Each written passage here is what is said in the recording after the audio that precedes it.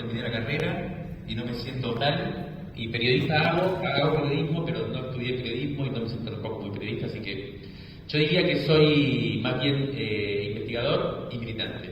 Entonces, desde esos dos lados voy a hablar, porque voy a hablar de algo que estamos tratando de hacer y que tiene mucho que ver con lo que ustedes plantearon, y no voy a...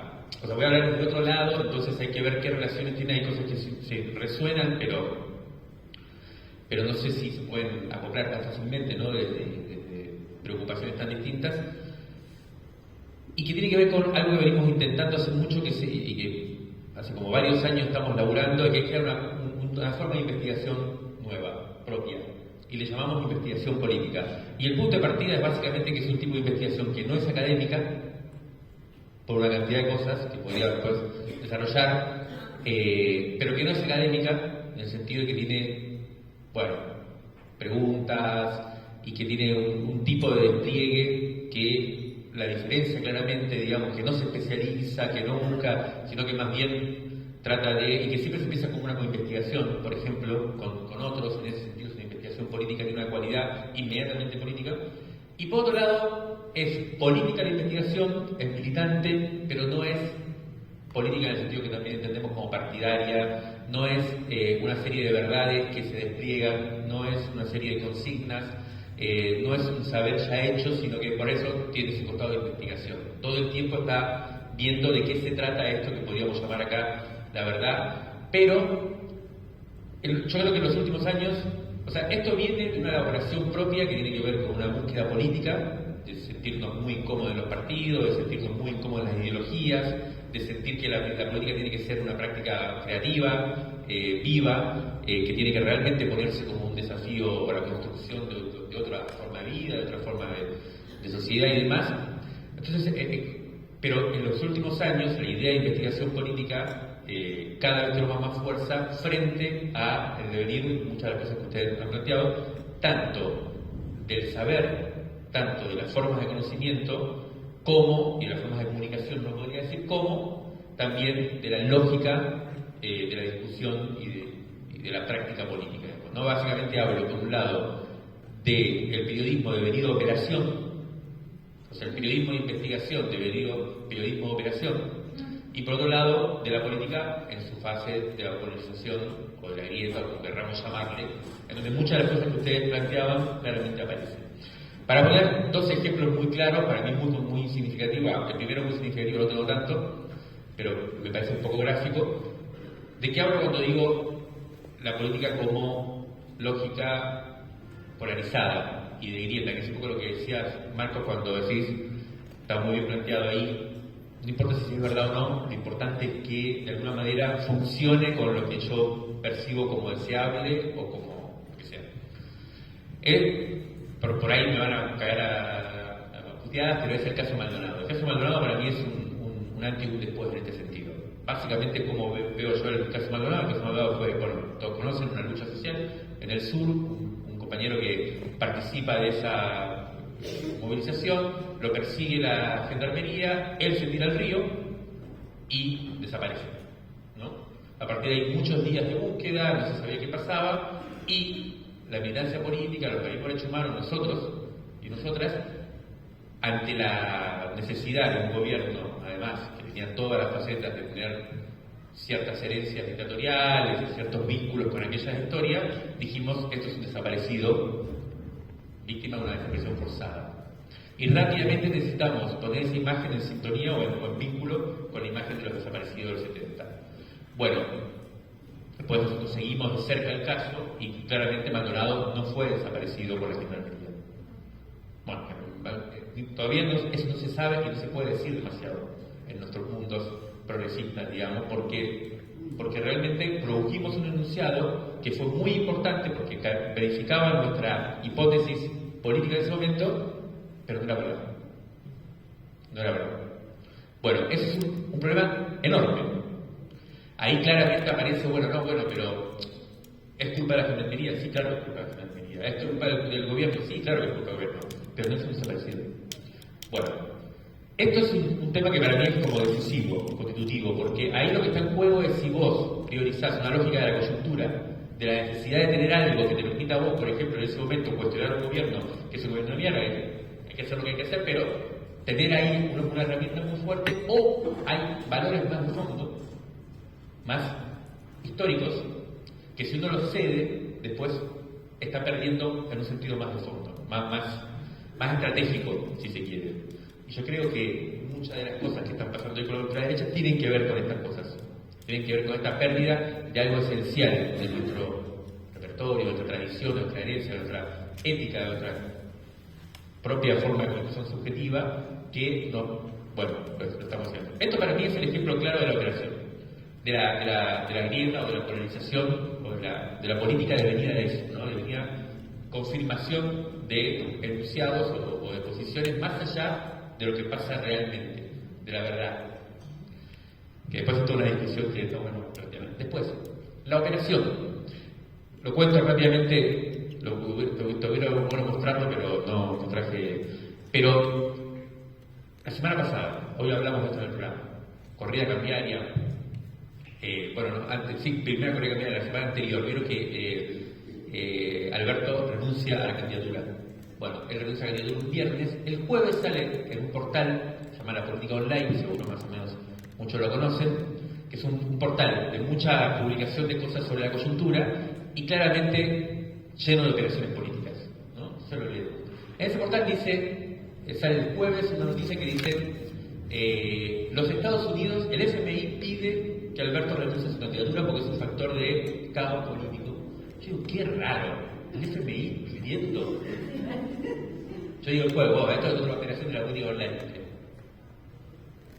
Viernes a la mañana renuncia Alberto.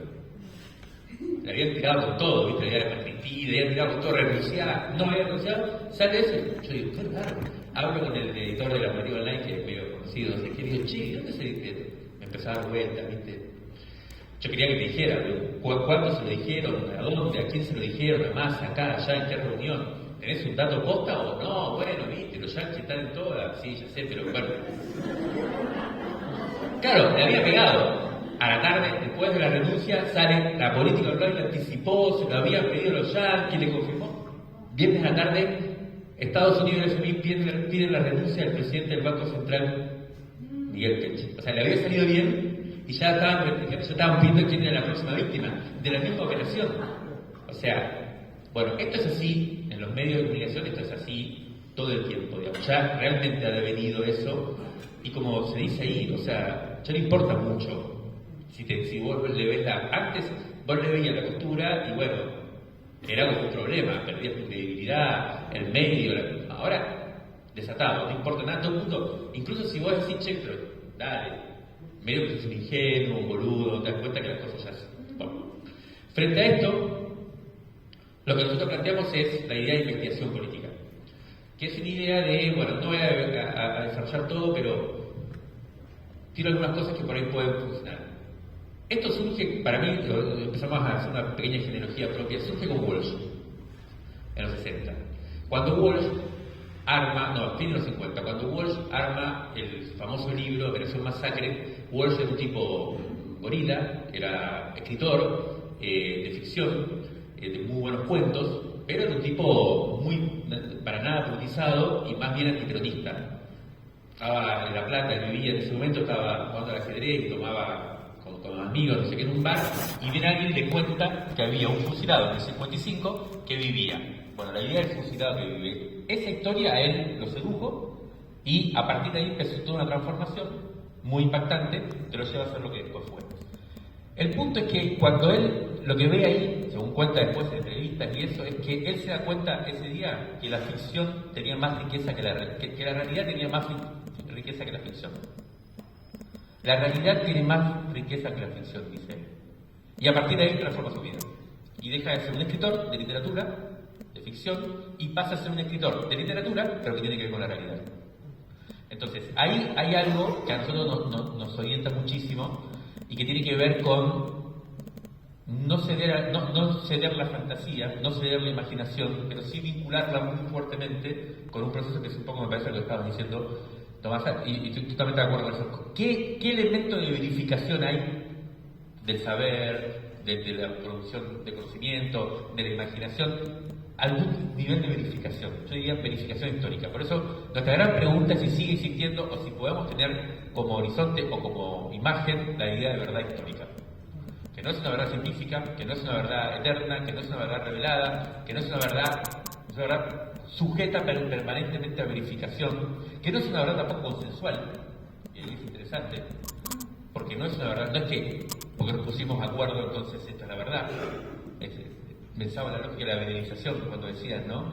Bueno, que se viralice es un índice de verdad, no. Me parece que lo que tenemos que pensar, y tampoco tengo respuestas, es cuáles son los índices de verificación histórica que podemos definir. Y ahí hay una serie de elementos. Nosotros, por ejemplo, trabajamos siempre, la idea de investigación política implica inmediatamente un colectivo siempre abierto. ¿Por qué? Porque la idea del periodista de investigación es una idea que queda como muy impotente frente a la proliferación de historias, de información y demás. Siempre es una cosita que puede hacer lo que puede hacer, que puede tener mucha experiencia, que puede tener mucha capacidad, pero que siempre está sujeto a un recorte muy chico de lo que está pasando. Bueno, siempre es colectiva y nosotros, el gran desafío que hay por un lado todo un desafío de elaboración de nuestras tradiciones políticas, narrativas, de nuestros oficios y demás. Pero por otro lado, hay un problema muy grande que tiene que ver con cómo nos enfrentamos con la información hoy. Con la infinita información que hay. Y para nosotros eso tiene que ser un recurso. Tiene que ser, no puede ser lo que nos obliga a quedarnos en el anacronismo, aunque el anacronismo tiene un valor muy grande. Nosotros hacemos una revista impresa, lo cual es más anacrónico que eso, no hay periodística, y resistimos y la queremos hacer. Pero hay algo también de lo contemporáneo que es necesario habitar, que es necesario, intervenir. Y ahí para nosotros el uso de la información infinita es muy importante. Hay que experimentar con eso, hay que experimentar, además de la imaginación, de la capacidad de pensamiento, del análisis y demás, hay que utilizar el conocimiento informático, cibernético. El punto de partida es que hay capacidades actuales de almacenamiento infinito de información. O sea, eso no es muy viejo, es relativamente nuevo. Se puede almacenar infinitamente la información. Esto lo que genera entonces es que no es solo que toda la información que vamos produciendo se pueda almacenar, sino que todo lo que va para atrás se puede recuperar y almacenar también.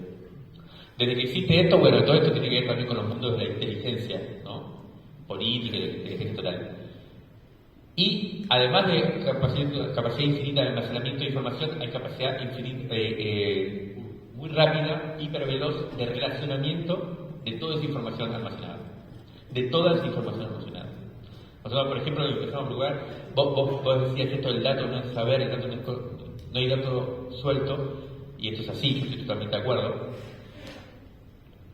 Hasta ahora nosotros siempre pensamos que el dato en sí mismo tenía que ser sujeto a una interpretación, a una relación, que era producido por la inteligencia. Lo que aparece para mí como pregunta fuerte ahora es, ¿las máquinas pueden producir relaciones automáticas entre datos? Y esto es producción de conocimiento. Claro que te alcanza, esto no te permite tener una estrategia política o una estrategia, pero es verdad que hay producción de conocimiento de esa manera y me parece que lo tenemos que usar. Y bueno, así que me parece que este es un poco, yo lo dejaría ahí. ¿Cómo se hace o sea, la pregunta, yo la verdad que tengo una pregunta. Cuando cuento esto mucho entre gente con la que estamos trabajando, mucha gente joven, gente que está empezando ahora en el periodismo, en la militancia, y estamos realmente construyendo, me dicen verdad histórica, como que no sé, siento si no estoy preso de un problema que ya está perimido, digamos, o no, pero me da la sensación de que debería ser una pregunta, por lo menos para tener en cuenta, no para resistir el presente, no para resistir lo que viene, sino para ver si lo podemos, abordar críticamente, me parece